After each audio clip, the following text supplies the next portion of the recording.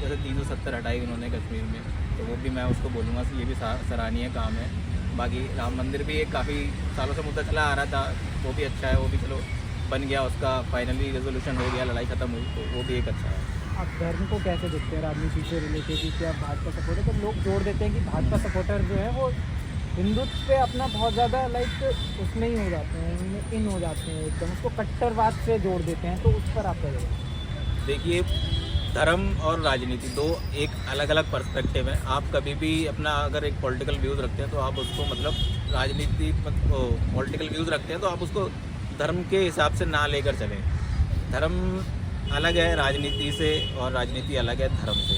अगर कोई बोलता है कि भाई मैं आपको धर्म के अकॉर्डिंग मतलब आपका ये कर दूंगा वो कर दूंगा, तो आप अपने धर्म को मानिए, ठीक है, लेके चलिए उसको, लेकिन उसके साथ साथ आप खुद का भी विकास करिए और उसमें भी आप लोग ट्रस्ट। क्या आप मानते हैं कि देश में एक अच्छा अपोजिशन होना चाहिए?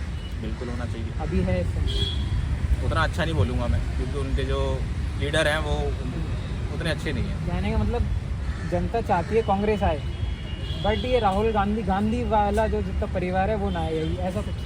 नहीं, ऐसा कुछ तो नहीं होना चाहिए। जैसे परिवारवाद मैं नहीं मानूंगा कि परिवारवाद, जैसे मेरा परिवार है, अगर मेरे परिवार में भी कोई अगर पढ़ा लिखा आदमी है और मेरी सत्ता चली जा रही है, तो भाई मैं बोलूँगा कि हाँ ये बंदा आना चाहिए। बट अगर मैं उस चीज़ के काबिल ही नहीं हूँ, तो अगर मैं उसको ज़बरदस्ती लेता हूँ कि भाई नहीं, अगर मैं काबिल नहीं हूँ तो भी मैं उसको लेना हासिल करना चाहता हूँ, तो ये चीज़ गलत है। अभी आपने देखा होगा नागालैंड का एक लड़का एंजल चकना, देहरादून में उसकी किलिंग हुई है, उसे मार दिया गया है। जैसे लोग चिढ़ाते थे मोमो कहकर, चाइनीज़ कहकर, क्योंकि नॉर्थ ईस्ट का एक बंदा है और वहाँ के जितने भी 7 सिस्टर्स देश है, मतलब राज्य है, असम हो गया, नागालैंड हो गया, सिक्किम हो गया, वहाँ के लोग क्या भारतीय नहीं है? वहाँ के लोग ऐसा कहते हैं। तो आप कहाँ से रहने वाले? मैं वैसे बेसिकली मैं मध्य प्रदेश का रहने वाला हूँ, but since 25 more than 25 years. कि आप नॉर्थ इंडिया की तरफ से हैं, वो लोग थोड़ा ईस्टर्न पार्ट में हैं, तो आप इसको कैसे देखते हैं? क्या वह किलिंग ठीक थी? बिल्कुल, ये तो चीज़ें देखिए, तो जाहिलियत हो गई एक तरीके से अगर मैं बोलूँ तो। मॉब लिंचिंग, कोई भी धर्म हो, कोई भी देश हो और कोई भी जाति हो, मॉब लिंचिंग हमेशा से मैं कभी भी सपोर्ट नहीं करना चाहूँगा। और मैं ये भी नहीं मानूंगा कि कोई भी पॉलिटिकल पार्टी या कोई भी इंसान होगा जो इस चीज़ को सपोर्ट करता हो।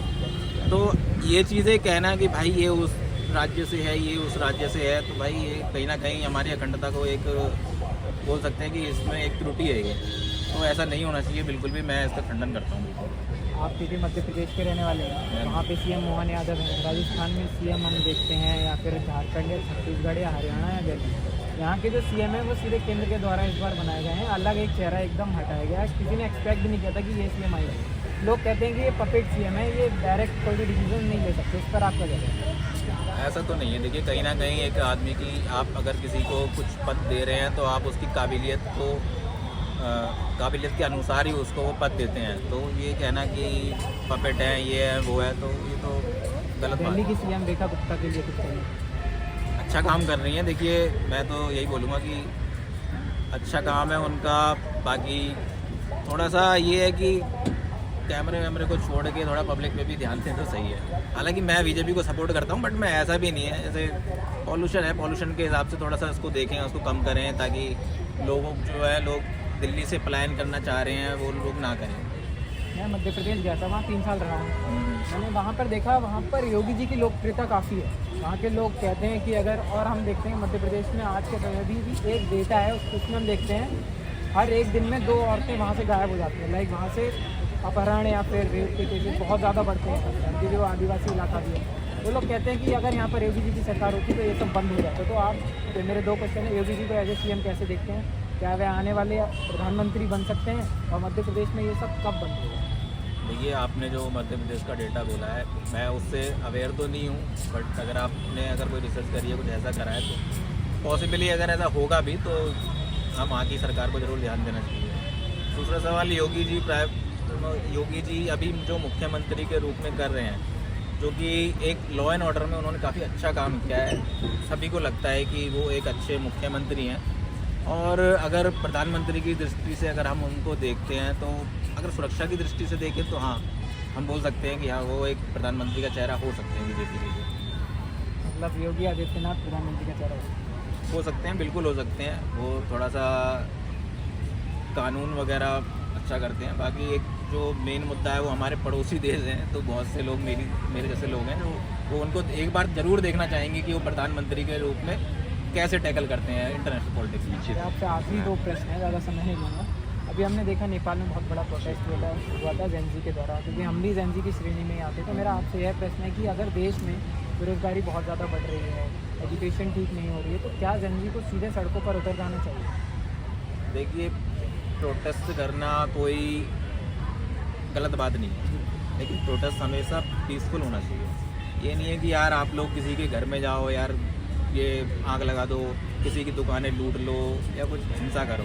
सॉरी टू इंटरप्ट, बट आपने कहा पीसफुल होना चाहिए प्रोटेस्ट। तो हम देखते हैं कि इंडिया गेट पर अभी कुलदीप सेंगर वाला मामला, तो वो भी पीसफुली कर रहे थे, तो पुलिस उनको वहाँ से हटा रही थी। तो आप इसको कैसे? ये पुलिस की देखिए, हम लोग बोल सकते हैं कि जैसे इंडिया गेट है, इंडिया गेट प्रोटेस्ट वगैरह के लिए अलाउड नहीं है टू बी ऑनेस्ट। और जो एक गवर्नमेंट ने प्लेस अलाउ कर रखा है आपको जंतर मंतर, अगर आप लोग वहाँ इंडिया गेट पे ना जाके जंतर मंतर पे अगर आप पीसफुल प्रोटेस्ट करेंगे तो वहाँ पुलिस आपको सुरक्षा भी देती है कि आप वहाँ प्रोटेस्ट करें, अपनी बात रखें और जो भी नेता हैं उन तक अपनी बात पहुँचाएं। आज एक बहुत बड़ा मुद्दा चल रहा है 31 दिसंबर को, जो गिग वर्कर्स हैं लाइक रैपिडो, जोमेटो, ऊबर, जो कि शॉर्ट टर्म के लिए काम करते हैं उनको गिग वर्कर्स कहते हैं। तो उन लोग आज स्ट्राइक कर रहे हैं। लाइक जब हम कहते हैं कि आप जैसे यूज़ करते होंगे जोमेटो, इतने सारे ऐप्स हैं, इन सबको यूज़ करते हैं, तो आप एक्सपेक्ट करते हैं उनसे कि वो 10 मिनट में कोई भी डिलीवरी आपके घर तक पहुंचा दें। तो क्या आप उन लोगों के साथ हैं, गिग वर्कर्स के साथ हैं, या फिर जो अपना पैसा पे कर रहे हैं कि वो कहते हैं कि हम एक्स्ट्रा पैसा दे रहे हैं तो हमारे तक 10 मिनट में खाना पहुँचा रहे हैं, इसमें कोई नई बात है? तो आप उन लोगों के साथ हैं कि वो लोग 10 मिनट में कैसे पहुंचा सकते हैं? वो भी तो एक ह्यूमन ही है, कहीं ना कहीं हो जाती है देरी, कभी ट्रैफिक ज़्यादा हो जाता है, कभी कभी उनकी वजह से रोड एक्सीडेंट तक हो जाते हैं, कि बारिश हो जाती है। इस पर आप क्या? मेरा कहना है जैसे अगर आपने कोई टाइम बाउंड कर रखा है किसी भी चीज़ के लिए, तो आप उस टाइम बाउंड पे ना रहिए। जैसे हम लोग, मैं खुद ह्यूमन हूँ यार, दूसरा आदमी जो लेके आ रहा है वो भी ह्यूमन है, वो कोई रोबोट थोड़ी है। अगर वो 5-10 मिनट चलो लेट भी हो जा रहा है तो उसमें ऐसा मुझे कोई आपत्ति नहीं होनी चाहिए। अब ऐसा थोड़ी है कि यार 5 मिनट अगर लेट हो जाएगा तो भाई मेरी भूखी मर जाएगी, तो नहीं, ये तो बिल्कुल गलत चीज़ है। You are with the gig workers. या एक लास्ट क्वेश्चन आपसे कि 2025 में हम देखते हैं ह्यूमैनिटी हल्के हल्के खत्म ही होती जा रही है, एज ए कलयुग चल रहा है, हम भी जानते हैं। 2026 में आप लोगों से क्या कहना चाहते हैं? क्योंकि धर्म काफ़ी ज़्यादा बढ़ चुका है, तो बहुत ही अच्छी बात है कहीं ना कहीं, क्योंकि उससे ही देश आगे बढ़ेगा, वरना खत्म होता जाएगा। तो आप लोगों को क्या कहना चाहते हैं कि 2026 में उन सब चीज़ों का पालन करें? मेरा एक ही कहना है कि भाई देखो, जो भी जिस भी धर्म के लोग हैं, मैं ये नहीं कह रहा हूँ कि मैं हिंदू हूँ तो मैं हिंदू धर्म को प्रमोट करता हूँ। हर धर्म, हर आदमी को अपना धर्म मानना चाहिए, उसको लेके चलना चाहिए और साथ में उसको अपना खुद का विकास भी करना चाहिए। पढ़ाई लिखाई पे ध्यान देना चाहिए, राजनीति के मुद्दे में भी शामिल होना चाहिए। हर चीज़ में अपना इंटरेस्ट रखो थोड़ा थोड़ा, और हमेशा देश के विकास की बात करो, अपने विकास की बात करो। You are following cricket? You are watching? वो अभी तो नहीं देखता हूँ, बट पहले देखता था। अभी तो favourite cricketer? My favourite cricketer is Virat Kohli. Virat Kohli, okay. तो आप जानते हैं कि विराट कोहली, रोहित शर्मा दोनों ही अब रिटायर हो चुके हैं टेस्ट या T20 से, अभी सिर्फ वनडे खेल रहे हैं। तो क्या आप उनको बहुत ज़्यादा मिस करते हैं? और अभी हम देखते हैं नेक्स्ट T20 वर्ल्ड कप के लिए शुभमन गिल को हटा दिया गया है, जो कि एक कैप्टन देखे जा रहे थे भारतीय टीम के तीनों ही फॉर्मेट में। तो इस डिसीजन को आप क्या मानते हैं? क्या इसेंटेशन आए हैं वो बहुत ही ठीक है?